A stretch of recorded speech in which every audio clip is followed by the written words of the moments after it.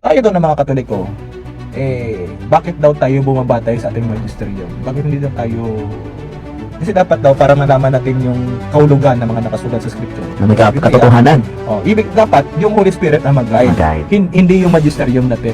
Tapos yung bintang pa na parang parang binibigyan daw natin na mas ng mataas na value yung magisterium kasi sa scripture. Okay, sagutin natin na. Sa official teaching tayo syempre ng ating simbahan. Hindi tayo pwedeng lumabas dito kasi pag lumabas tayo dito, marites na yan or marisol na yan. Catechism of the Catholic Church, number 86. Ayan. Okay. Yet this magisterium is not superior to the Word of God. Okay, pause mo na ha. So hindi na pala tama yung bintang na binibigyan natin na mas mataas talaga ang magisterium kaysa sa ano. It's not superior to the Word of God. Baka hindi nila alam mo ibig sabihin ng superior. Ayan, maliwanag na. Lalo na yun na. Okay. Okay, but is its servant. Ibig sabihin, naglilingkod lang, no? Sa Panginoon. It teaches only that has been handed onto it at the divine command and with the help of the Holy Spirit. It listens to this devoutly, guards it with dedication, and expounds it faithfully. All that is proposes for belief as being divinely revealed is drawn from the single deposit of faith. So ibig sabihin yung bintang sa atin na hindi tayo ginagabayan ng Holy Spirit. That is marites. Marites lang at marisol. Yung diyan pa lang maliwanag na yung magisterium natin ginagabayan ng Holy Spirit. Holy Spirit. Kasi yung ibinili ng Panginoon talagang magisterium, simbahan niya yung binili niya. Ngayon, ito ha. Sabi ng lahat ng mga umaatake sa atin, ibang pangkat ng pananampalataya. Sabi ng isang grupo, Holy Spirit daw ang gumagabay sa kanilang mga pagkaunawa. Sabi din ng isang isang grupo, Holy Spirit din. Ilan ba? Ng isang grupo din Holy Spirit din. Pero itong tatlong ito, hindi nagkakasundo sa kanilang mga So, ilan na yung Holy Spirit? Ang dami, di ba? Ayan. Ngayon, gusto nating ipaliwanag dito na bakit po kailangan sa Catholic Church ang magisterium? Kasi po sa simbahan po marami pong mga text sa Bible na kailangan talaga i-examine ito. Correct. Kung totoo ba ito? Exegesis. Hindi lang ICGCs. Kasi nakikita mo naman yung halimbawa. Yung mga ICGCs na napanood natin kanina.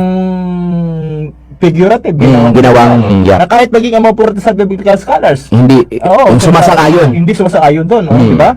Now, sa atin, yung church kasi natin alam yung higher criticism, lower criticism, yung biblical criticism. Tapos yung contextual criticism. Ganyan, maraming experts sa ating simbahan Ngayon, itong challenge.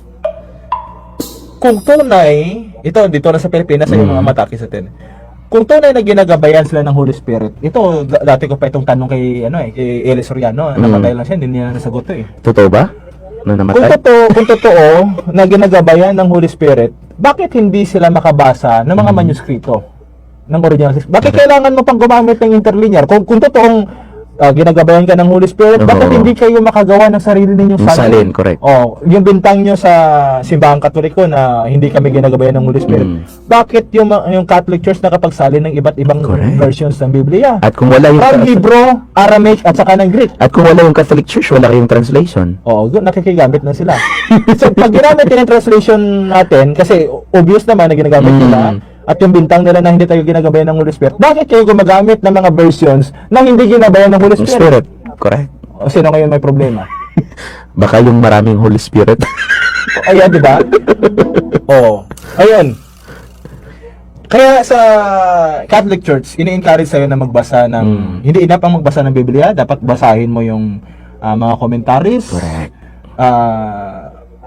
Kung gusto mo kasi iba sa atin yung Bible sharing. Iba yung Bible study. At iba rin yung homily ng pare. Ibahin natin. Iba yun. So, pag Bible study talaga, titingnan, dapat natin tandain na dinidiscourage ng Catholic Church ang tinatawag na na private interpretation. Interpretation. Kaya nga, isa sa mga in-encourage ng Catholic Church na magbasa ng commentaries ng mga scholars. Ngayon, sabi ng iba, hindi na daw kailangan ng commentaries kasi Holy Spirit nga daw. Ngayon, tingnan natin ha. Ito, sulat to ng mga Protestant Biblical Scholars ha.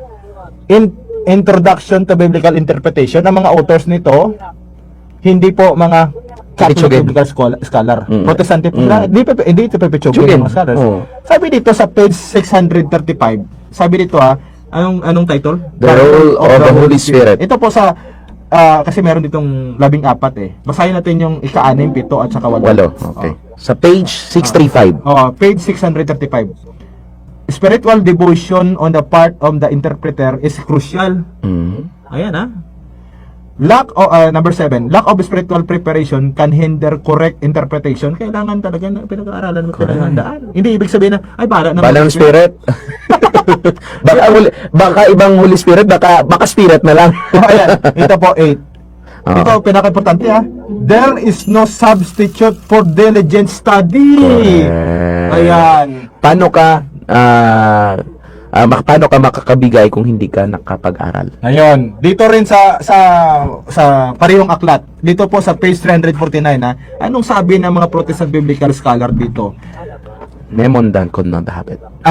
Tandaan mo, Father Jay ha, sabi nila, bakit pa daw bumabasa tayo ng Hebrew at saka ng Greek? Bakit daw? May mga translation naman eh. At yung mga nagsasabi na ayaw ng Hebrew at ng Greek, translation lang, dapat na Holy Spirit na hindi na magisterium. Ito sabi ng mga scholars ninyo ha, doon lalo na doon sa mga... Hindi yan Katoliko ha, hindi yan Katoliko. Ito, Para hindi bias.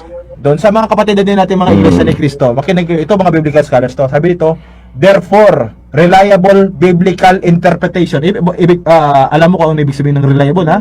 Okay. Therefore, reliable biblical interpretation requires careful evaluation of the grammatical nuances of the original language text of the Hebrew and Aramaic Old Testament and the Greek New Testament.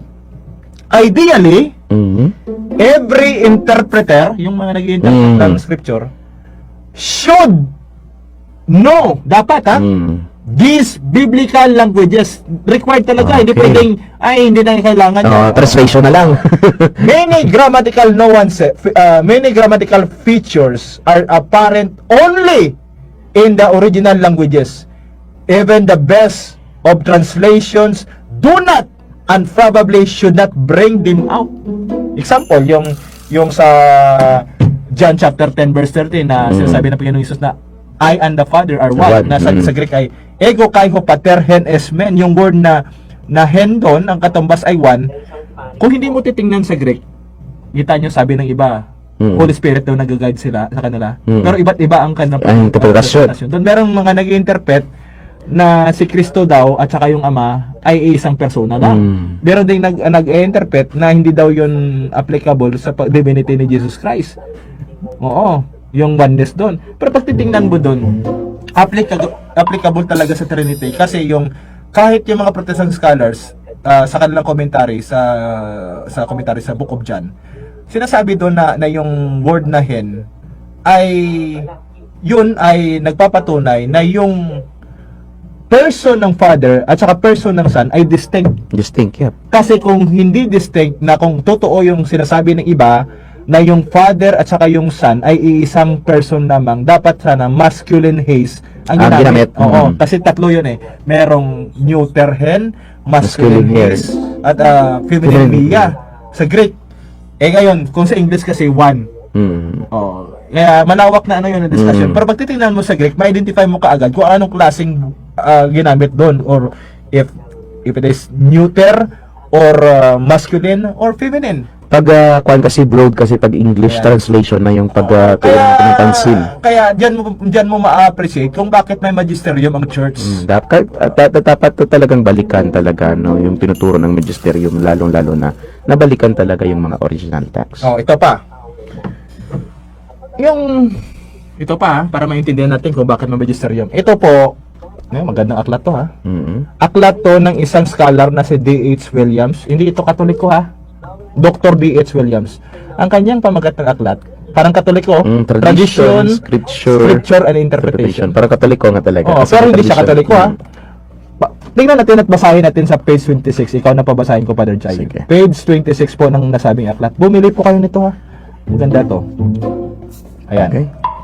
Yang yellow. Okay. Galing sa tradition, scripture, and interpretation. No? Pahina 26. 26. Okay. Po.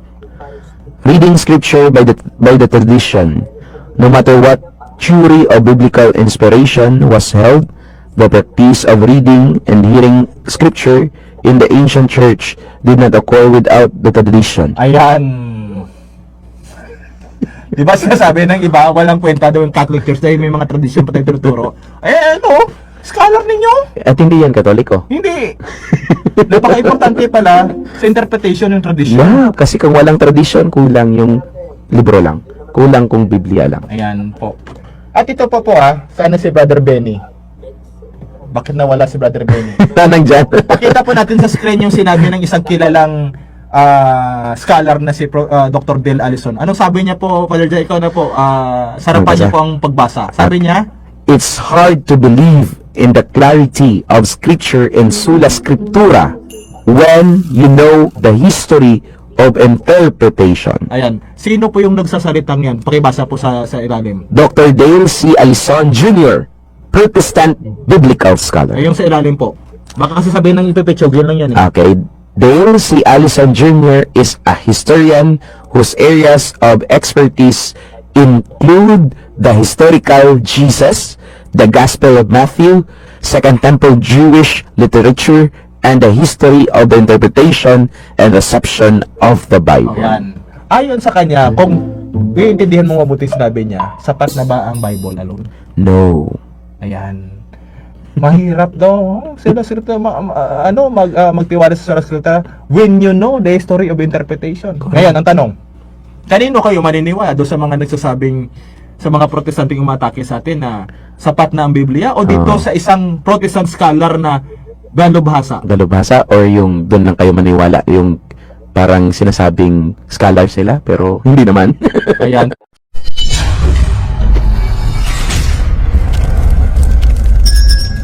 Kapatid, kindly follow the Facebook page and YouTube channel Mr. 721 Catholic po. Marami tayong matutunan na mga magandang bagay. God bless. Magandang araw mga kapatid. Ako po si Earl John Mula. Sakristan po ako ni Father Darwin. Ini-invite ko po kayo na mag-follow and subscribe sa YouTube channel ni Mr. 721 Catholic. God bless po.